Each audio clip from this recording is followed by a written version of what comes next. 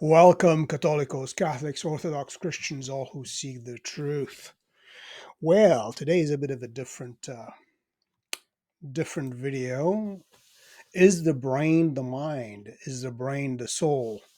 Are we just a big lump of meat, and our brain determines our mind and our soul, or what is it? Something different? Well, since I'm not a scientist, but I've got a brain and a soul, I guess. Uh, we're going to discuss this video in a website called Mind Matters News. And actually, they're talking about a neuroscientist and a neurosurgeon. So the people who work with the brain, and what's their idea about the soul and the brain and the mind and where does it reside. And I think they have a very long video on the subject discussing different points of view. But in the end, their conclusion is the brain is not the mind. The brain is not the mind. So here's the article. We're going to go a bit through it. So I have just a few things highlighted. So basically, there was a discussion and an interview, a debate between a South African neuropsychologist, Mark Solms, who is, and this you can see who he is. This is kind of a younger picture of himself. Um, and so he's a PhD. He specializes in brain mechanisms of dreaming, emotion, motivation, psychological mechanisms, and so forth. And he teaches neuropsychology, research, and clinical. So that is who this person is. And he was having this discussion, this debate, conversation with a neurosurgeon, Michael Egnor. Egnor, if I'm pronouncing his name correctly, of the and this person is and he's Stony Brook University. So here he is, Michael Egnor. Again, this is a younger picture of himself. So he's a neurosurgeon, professor of neurological professor of neurological surgery and pediatrics, director of pediatric neurosurgery, neuro, neurological surgery.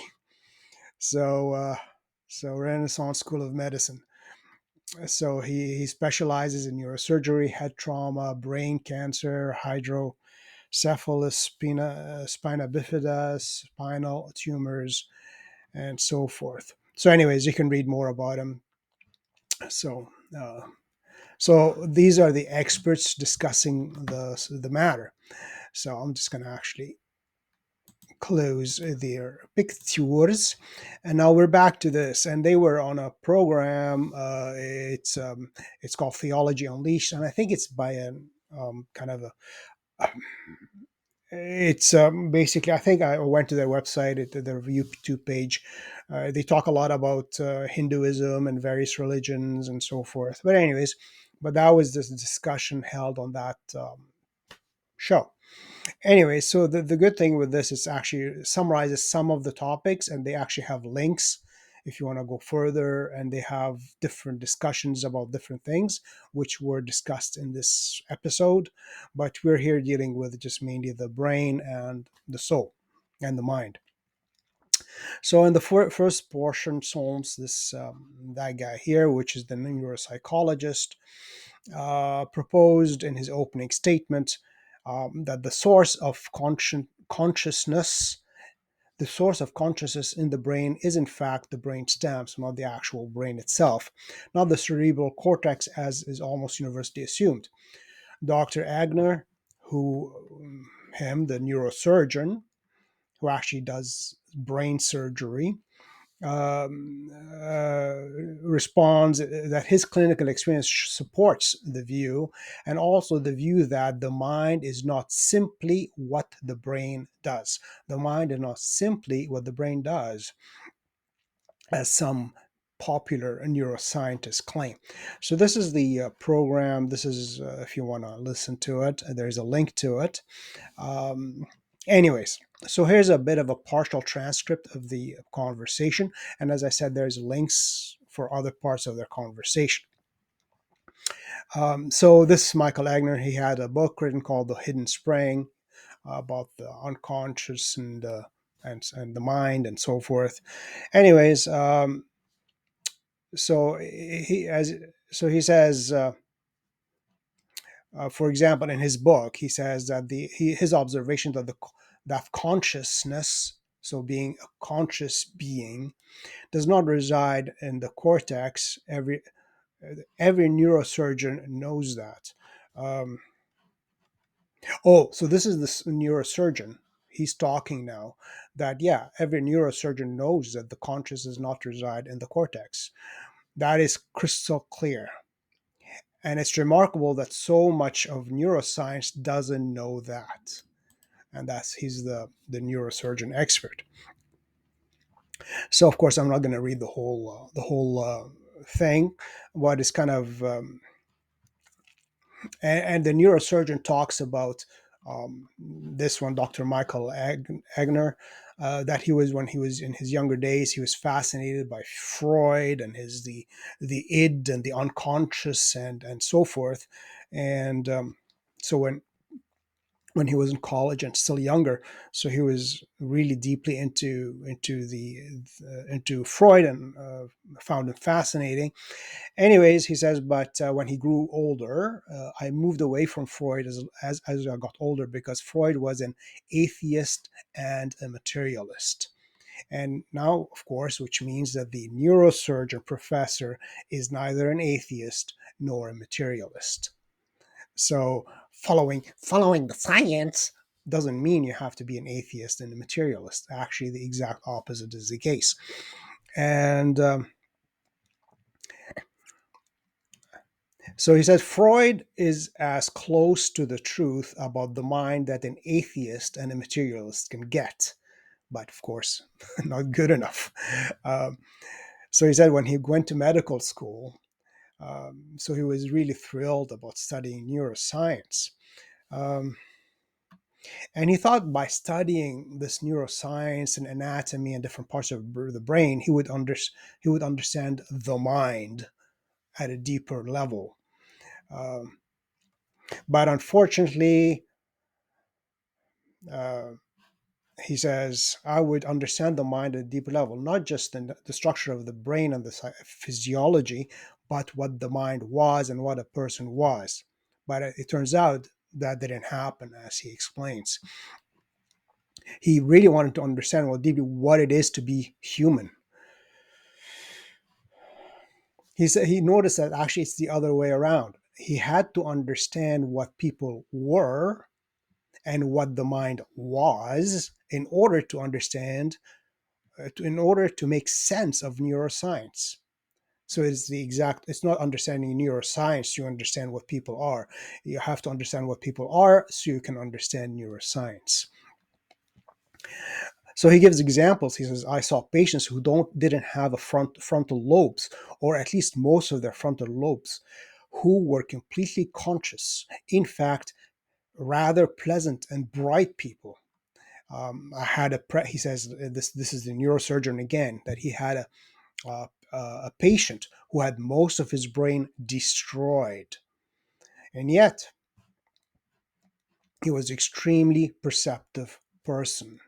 So he gives again examples. And he had a young girl who was missing at least half of her brain, including a lot of her frontal cortex, who just recently graduated from high school as an honor student. So again, it's the brain is not everything. You are not the brain.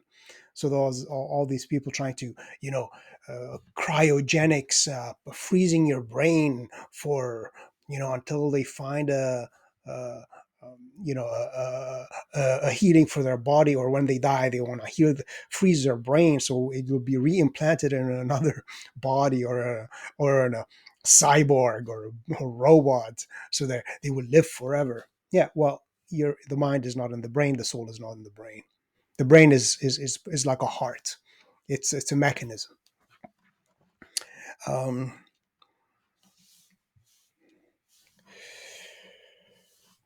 Again, he gives another example. So I'm not gonna. Oh yeah, yeah. So this example, he was again. He gives the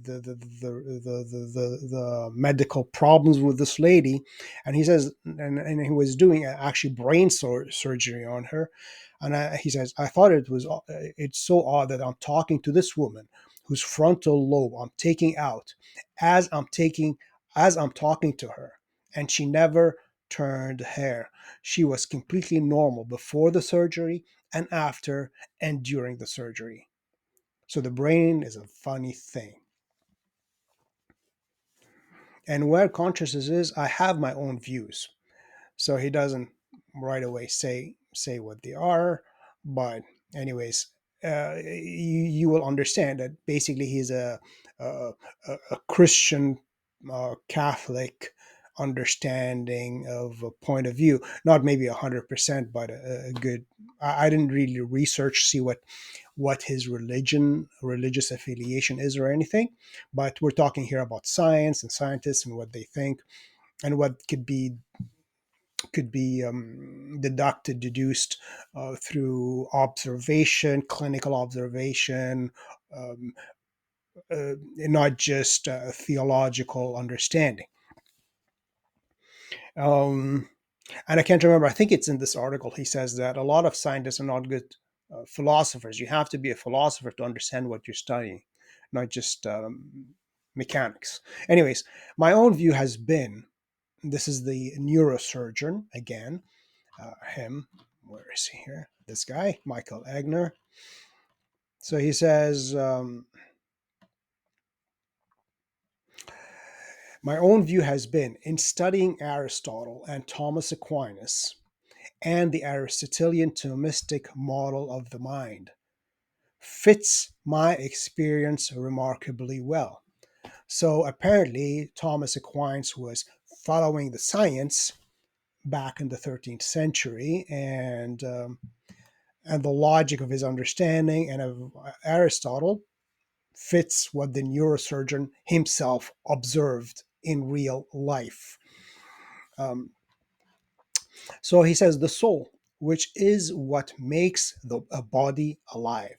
So this is a neurosurgeon. It's not a Catholic priest or a Protestant preacher. Uh, it is a neurosurgeon who spent his life studying the brain, doing surgeries on the brain and other parts. So he says the soul is what makes the body live. The soul, which is what makes a body alive. It's not the brain. It's not some nerves.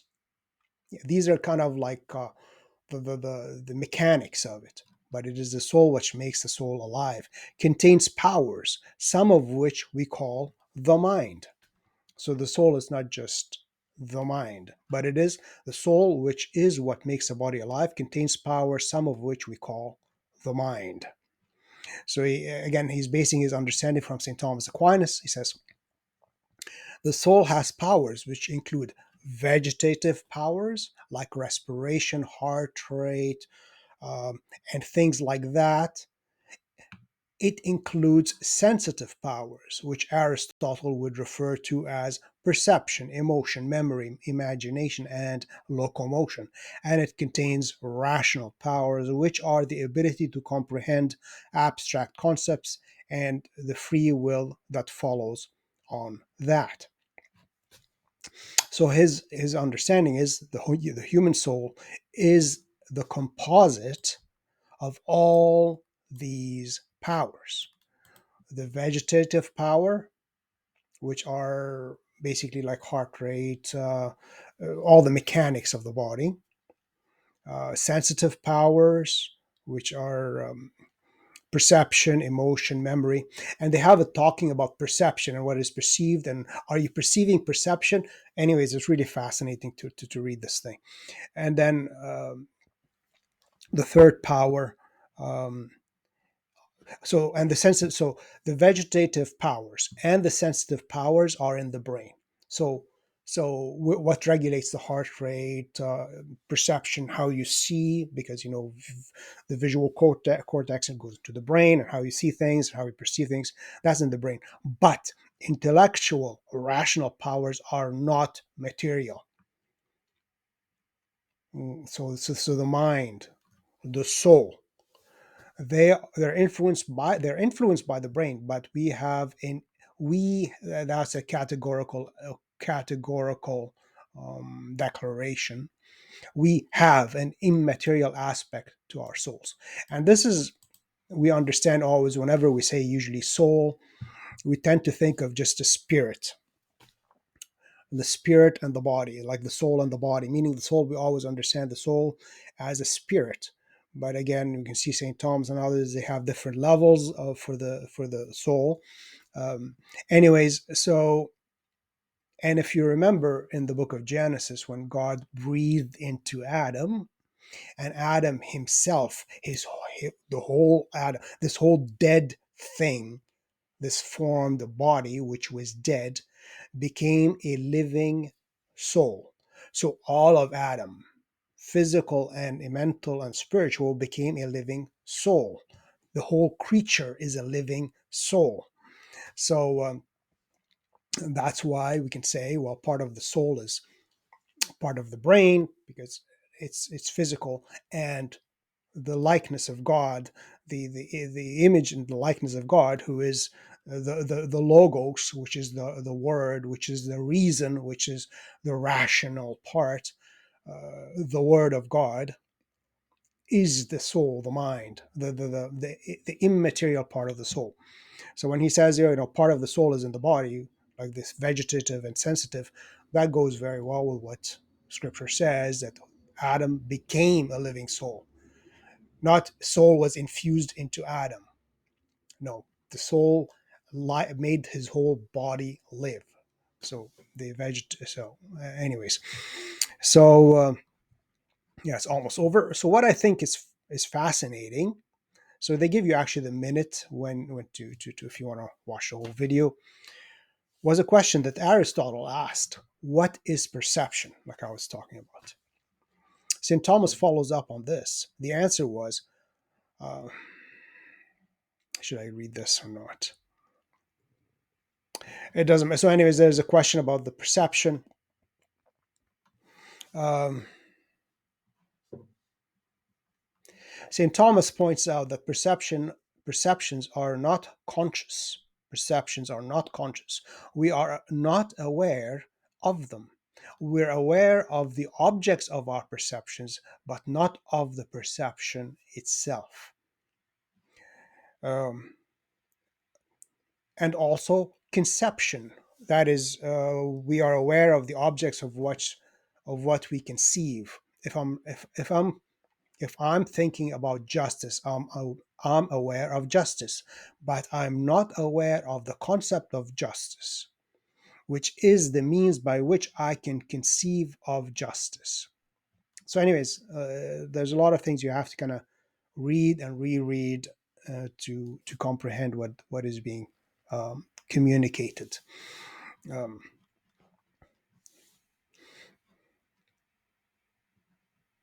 Freudian idea of the id. The id. Um, he says that this idea of conscience and being what you perceive, and you perceive things, but you don't perceive perception. Like you're not aware of perception itself. I think fits beautifully with the Freudian idea of the id. The id is that by which we perceive reality. But reality is reality. Reality is reality. So perception is the way we perceive reality. So the id is the instrument by which we perceive them. We're not aware of the instrument, just like we're not routinely aware of contact lenses that we wear. Anyways, uh, so as to Mark's view, the neuropsychologist, on where consciousness is in the brain, I don't think consciousness is in the brain. The subject is a spiritual part of us. So consciousness is a spiritual part of us. And at the end, well, we'll reach the end of the article. Anyways, actually, the neuropsychologist himself will concede he was that the consciousness, the mind, is not in the brain, not in the body. Actually, not even in the body. Um, it's the way. It's the way we're created, and that's the neurosurgeon. We're created in the image of God as part of our soul. And he continues.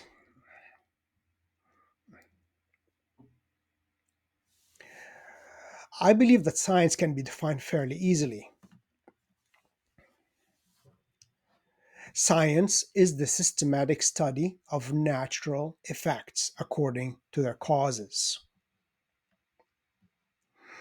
I think God is the ultimate cause of nature and the ultimate cause of us. So that's St. Thomas Aquinas' the God being the uncaused cause, the beginning of all things. Because if something was caused by something, okay, and that thing was caused by another thing, and that thing was caused by another thing, and that thing caused by another thing, you reach a point where you cannot go further back. You reach an uncaused cause, the thing or the thing which caused everything, and that is God. And actually, I did my review of the book on Saint Irenaeus again, on the apostolic preaching. You should watch that video. And Saint Irenaeus, who was the disciple of Saint Polycarp, who was the disciple of Saint John the Apostle, himself actually says in that book that God is the first cause. So it's not some 13th century scholastic idea of logic, you know. No, it's logical. That's why it's Christian, because Christianity does not contradict logic, or true science does not contradict Christianity. Um, so I think God is the ultimate cause of nature and of us. Uh, so I think that understanding God and understanding the spiritual aspects of our soul is a scientific endeavor. And if we leave that aspect out of us, out of science, our science is incomplete. That's my view. So the neuropsychologist next Solms agrees with Egnor that the mind is not the body. So the neuropsychologist who was talking, well, where's consciousness, and maybe it's in the cerebral, in the uh, um, brain stem, or what did he say? I forgot now. Um, yeah, in the brain stem. Now at the end of the whole thing, he says, well, you know what? The mind is not the body. But he tells us that from early on, so he tells us from early on, he was warned by professors not to think that way. Why? It's bad for your career. It's bad for your career. So no matter what your scientific level, your expertise in the brain, this neuropsychology, neurosurgery, no matter how your observations of the fact, don't say that. It's not good for your career. I guess after you reach a certain level of power and understanding and influence, then maybe you can speak up. Other than that, shut up and go with the flow to boost your career. So here we go, the end of it. So then Solms, which is the neuropsychologist, admits we all know what we all know. Okay, then Solms admits what all know but few say. So all know but few say. A neuroscientist, mind is not just the brain, just brain. That's career limiting. Don't say that. Don't say that's career limiting. Neuropsychologist Mark Solms and neurosurgeon Michael Egnor agree that clinical experience, so real science, supports a non materialist view, but that the establishment, the deep science, like the deep state and the deep church, now we have the deep scientific community, doesn't. But Mark Solms, science is incredibly rigid. Sort of. It's like a mafia. So it's like a mafia. You have to go along with the rules of the dawn. Otherwise, you've had it. So you gotta ignore your own observations of the facts, your own logical deductions, and be blind and obedient and servile to the diktats of the scientific establishment. Um, so in the second portion, they offer definitions of consciousness. So materialist neuroscientists don't usually see real patients. So these are the theoretical scientists who actually don't ever see a real patient, like a certain doctor of the last 2 years who hasn't really treated any real patients in decades, but he's the authority. You know who we mean, Dr. Doom and Gloom. Anyways, materialist neuroscientists don't usually see real patients. So the neurosurgeon Michael Egnor and neuropsychologist Mark Solms find common ground. The mind can be merely what the brain does in an academic paper. So the mind can be just what the brain does in an academic paper, but not in real life. So a little paper in a scientific paper, yeah, you can say that, but not in real life. Um, so I'm going to skip some of that. Now about God. So now they discuss about God. Einstein believed in Spinoza's God. So Spinoza's God. So Spinoza was a Baruch Spinoza, and he was a um, I think what did they say here? Um, Anyways, he was so his idea of God was that God. So first of all, God is one substance, which is absolute, infinite, self-caused, and eternal, and we 100% agree with that. I don't know other parts of his philosophy. What they, I think it's one of them. It says God is like we are part of God in a sense that God is everywhere, and all of nature and matter come from God, which is it all depends on how you understand things. In a sense, it's true because even Scripture says Christ is all in all, and we live and breathe and move in Him, and everything is sustained by His power. So it depends on how you understand these things. And Spinoza himself says, as to the view of certain people, maybe in his writings, people took him to mean God is nature, nature is God. Spinoza wrote, as to the view of certain people, that I identify God with nature, taken as a kind of mass or corporeal matter, they are quite mistaken. So, anyways, but so basically, he believed in this one substance, self caused, eternal, absolute, who is mind and so forth. Anyways, so it doesn't really matter to our case here. What about God? The point is there's an uncaused cause who caused everything, and there's an immaterial part of human nature, which is the soul, which is, again, if you're going the division he does, so part of the soul is the vegetative and sensitive, which are part of the brain and emotions and so forth, caused by the brain. And then you've got the rational, which is the immaterial part. The rational, the mind, the logos, the word. Now about God. Einstein believed in Spinoza's God. Who is that God? Neuropsychologist Mark Solms admits that it is miraculous and sees Spinoza's God embedded in nature as the ultimate explanation. Um, in the discussion with Solms, neurosurgeon Michael Egnor argues that it makes more sense to see God as a person than a than as personification of nature. So again, that's the accusation of Spinoza, is that nature is God, when he says that's not exactly what he meant, but that's the idea. So, anyways, yeah, God is.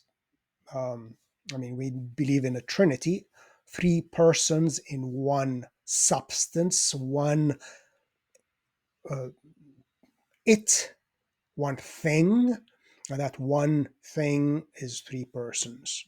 But there, it's the Trinity and unity, unity and Trinity. Um, uh, so so there's one God. So yeah, so God being a person in the sense of rational, um, because he created us in his image as rational, as individual. And actually, he goes into this point here. So he says it may if most. So Mark Solms and Michael Egnor discuss and largely agree on what can rationally know about God, using the tools of reason. But unfortunately, we live in a time where people are actually completely irrational. They pretend to be the most rational in history. They pretend to be the most fair and intelligent and sensitive and considered in history. They pretend to be the most intelligent and in history, but they are the most irrational, the most stupid in history. And we are getting stupider and stupider by the day, because people can no longer think or rationalize or understand. They adhere to contradiction and irrationality, and they consider it rational. If the most remarkable thing about us is our personhood, so they both agree that if the most so Agner, which is the neurosurgeon who actually opened people up and removed their brains and parts of their frontal lobes and seen them recover and be actually quite normal. Sometimes one would be not able to walk, or but consciously, uh, personality wise, he's all there. Agner argues that if the most remarkable thing about us is our personhood, I am, it makes sense to think of the first cause, the uncaused cause of God, as a person. I am, capital I, capital AM, and which is what when Moses asked God in the burning bush, like if the Hebrews there ask me, "What's your name?" Like who do I tell them? So God tells him, "Tell them, I am who am. I am. I am is my name because it is eternal. I am. There is no beginning or end. He is." And when the Jews were attacking Jesus, or the Pharisees, the incident where he told them, "Before Abraham was, I am." And then what did they do? They took up stones to throw at him because he blasphemed, making himself equal to God, because they recognized that when he said, "I am," he was uttering the divine name. And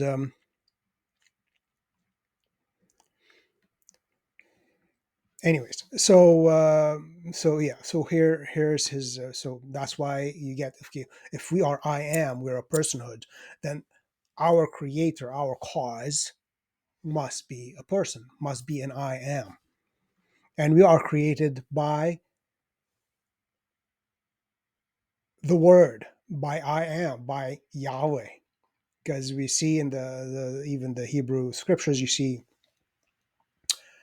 at the beginning in Genesis, we see God the Father talking with God the Son and discussing to making man in our image. And we see God the Holy Ghost, the Spirit, is hovering above the waters.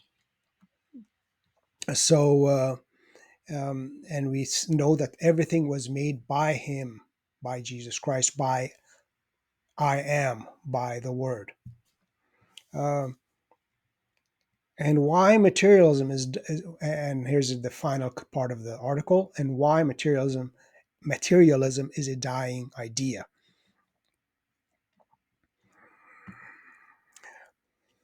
Anyways, so in Solms' view, that's the neuropsychologist, the true implications of quantum mechanics and information theory in refuting materialism are only beginning to be understood. So eventually, I guess quantum mechanics and information theory will refute materialism. Discovering the non-material dimension in science um, was a f- so so the part is discovering the non-materials. See, there's a link, so you can always press it and go and see it. Uh, Hence, Stephen Hawking was a fine physicist and writer, but not a very good philosopher. Neurosurgeon Egnor and neuroscientist Solms agree. They agree that great physicists have often been fine philosophers. The universe and consciousness are intertwined. So you have to have the philosophical understanding to understand scientific data. Data with no philosophy is ignorance. So, and the final statement is the universe and consciousness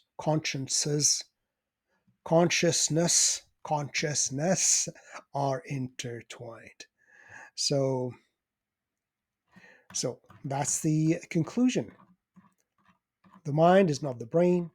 The soul is not the brain. And that is what science says. That's it. That's all. Hope you enjoyed this video. Please like, subscribe, and share. And do the little thumbs up, no thumbs down, and comment. Let me know what you think. And I'll see you next time. Bye bye.